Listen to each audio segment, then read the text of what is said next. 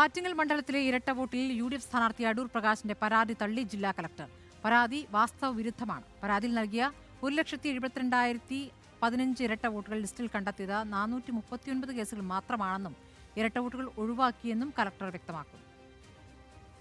Attingal parliament മണ്ഡലത്തിലെ voter പട്ടികയിൽ ഇരട്ടിപ്പുള്ളതായി ചൂണ്ടിക്കാണിച്ച് അടൂർ പ്രകാശ് നൽകിയ പരാതിയിലാണ് ജില്ലാ കലക്ടറുടെ മറുപടി.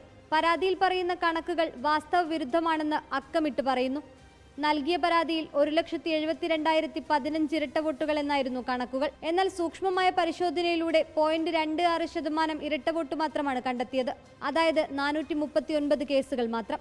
കണ്ടെത്തിയ ഈ ഇരട്ട വോട്ടുകൾ ഒഴിവാക്കിയതായും കലക്ടർ വാർത്താക്കുറിപ്പിൽ അറിയിച്ചു. കഴിഞ്ഞ ദിവസം അടൂർ പ്രകാശ് ഇരട്ട വോട്ടുമായി ബന്ധപ്പെട്ടുന്നയിച്ച ആരോപണങ്ങളെല്ലാം അടിസ്ഥാനരഹിതമാണെന്നും കലക്ടറുടെ വാർത്താക്കുറിപ്പിൽ അക്കമിട്ട് പറയുന്നുണ്ട്. മണ്ഡലത്തിലെ വോട്ടർ പട്ടികയുടെ 8.32% ഇരട്ട വോട്ടുകൾ എന്നായിരുന്നു ആക്ഷേപം. എന്നാൽ നാളിതുവരെ കണ്ടെത്തിയിട്ടുള്ളത് 0.24% ഇരട്ടിപ്പുകൾ മാത്രമെന്നാണ് വിശദീകരണം. റിപ്പോർട്ടർ, തിരുവനന്തപുരം.